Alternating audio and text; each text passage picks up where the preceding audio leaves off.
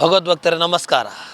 ಕಟಪಾಡಿಯ ವಿಶ್ವನಾಥ ಕ್ಷೇತ್ರ ಅಂತ ಹೇಳಿದರೆ ಬ್ರಹ್ಮರ್ಷಿ ನಾರಾಯಣ ಗುರುಗಳ ಶಿಷ್ಯರು ವಿಶೇಷವಾಗಿ ನಿರ್ಮಾಣ ಮಾಡಿರುವಂತಹ ಪ್ರತಿಷ್ಠಾಪನೆ ಮಾಡಿರುವಂತಹ ಕ್ಷೇತ್ರ. ಈ ಕ್ಷೇತ್ರದಲ್ಲಿ ವಿಶೇಷವೇನು ಅಂತ ಹೇಳಿದರೆ ಪ್ರತಿಯೊಬ್ಬ ರೀತಿಯಾಗಿರುವಂಥ ಭಕ್ತಾದಿಗಳಿಗೂ ಕೂಡ ವಿಶೇಷವಾಗಿರುವಂಥ ಸಮಾನವಾಗಿರುವಂಥ ಸೇವೆ ಮಾಡಲಿಕ್ಕೆ ಅವಕಾಶ ಇರುವಂಥ ಪವಿತ್ರವಾಗಿರುವಂಥ ಕ್ಷೇತ್ರ. ಇಂತಹ ಕ್ಷೇತ್ರದಲ್ಲಿ ಇದೇ ಫೆಬ್ರವರಿ 9ನೇ ತಾರೀಕಿನಿಂದ 17ನೇ ತಾರೀಕಿನವರೆಗೆ ವರ್ಷದ ವಾರ್ಷಿಕ ಜಾತ್ರಾ ಮಹೋತ್ಸವ ನಡೀಲಿಕ್ಕಿರುವಂಥದ್ದು.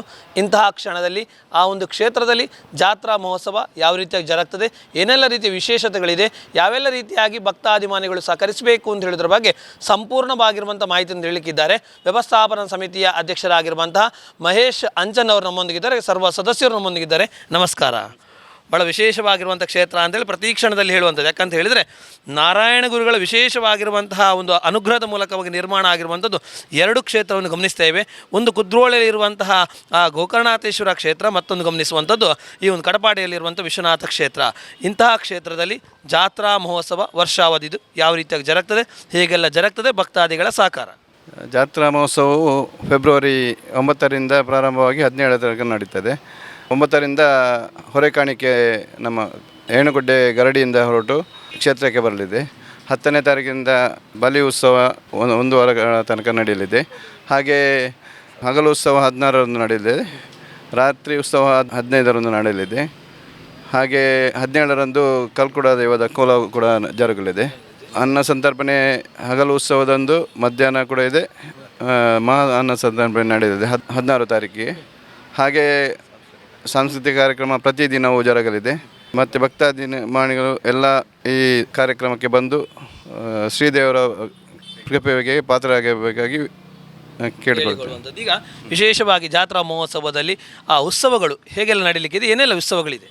ಉತ್ಸವ ಅಂದರೆ ಅದೇ 10 ತಾರೀಕಿಗೆ ಧ್ವಜಾರೋಹಣ, ನಂತರ ಅದೇ ಬಲಿ ಉತ್ಸವ ಇತ್ಯಾದಿ ಧಾರ್ಮಿಕ ಕಾರ್ಯಕ್ರಮಗಳು ನಡೆಯಲಿದೆ.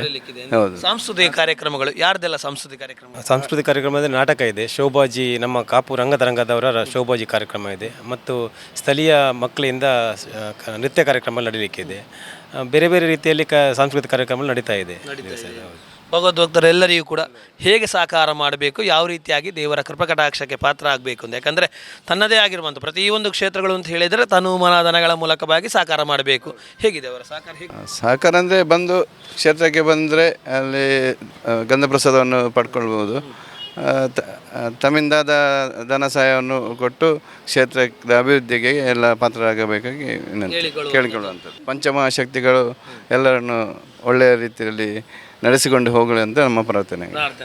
ಮಹೇಶ್ ಅಂಚನ್ ಅವರು ಮಾತು ಕಡಿಮೆ, ದುಡಿಮೆ ಜಾಸ್ತಿ ಇಂದ ಆ ಮೂಲಕವಾಗಿ ಅಲ್ಲಿ ಅಧ್ಯಕ್ಷರಾಗುವಂಥ. ಯಾಕಂದರೆ ಹೇಳಿದರೆ ಮಾತಾಡುವವರು ಎಷ್ಟು ಜನ ಬೇಕಾದ್ರೂ ಸಿಗ್ತಾ ಹೋಗ್ತಾರೆ, ಆದರೆ ಅಲ್ಲಿ ಕೆಲಸ ಕಾರ್ಯಗಳು ಆಗೋ ಮೂಲಕವಾಗಿ ದೇವಸ್ಥಾನದ ಅಭಿವೃದ್ಧಿ ಆಗಬೇಕು. ಆ ಮೂಲಕವಾಗಿ ದೇವರ ತೇಜಸ್ಸು ಕೂಡ ವೃದ್ಧಿ ಆಗ್ತಾ ಹೋಗ್ತದೆ. ಅಂತಹ ಒಂದು ವಿಶೇಷ ಕ್ಷಣಕ್ಕೆ ಪಾತ್ರ ಆಗಿರುವವರು ಮಹೇಶ್ ಅಂಚನವರು ಹಾಗೂ ಅವರ ಬಳಗದವರು. ಹಾಗಾಗಿ ಅಂತಹ ಬಳಗದ ಮೂಲಕವಾಗಿ ವಿಶೇಷವಾಗಿ ಬ್ರಹ್ಮರ್ಷಿ ನಾರಾಯಣ ಗುರು ಸೇವಾ ಸಮಿತಿಯ ಗುರುಸ್ವಾಮಿ ಸೇವಾ ಸಮಿತಿಯ ಮೂಲಕವಾಗಿ ವಿಶಿಷ್ಟವಾಗಿ ವರ್ಷಾವಧಿಯ ಜಾತ್ರಾ ಮಹೋತ್ಸವದ ವಿಶೇಷ ಕ್ಷಣಗಳಾಗಲಿಕ್ಕಿರುವಂಥದ್ದು. ಹಾಗಾಗಿ ನಾರಾಯಣ ಗುರುಗಳ ದೇವರ ಅನುಗ್ರಹವು ಅದರೊಟ್ಟಿಗೆ ವಿಶ್ವನಾಥ ಸ್ವಾಮಿಯ ಅನುಗ್ರಹವನ್ನು ಪಡ್ಕೊಳ್ಳೋ ಮೂಲಕವಾಗಿ ಕೃಪಕಟಾಕ್ಷಕ್ಕೆ ಪಾತ್ರರಾಗಿ ಅಂತ ಕೇಳಿಕೊಳ್ಳುವಂಥದ್ದು. ವಂದನೆಗಳು.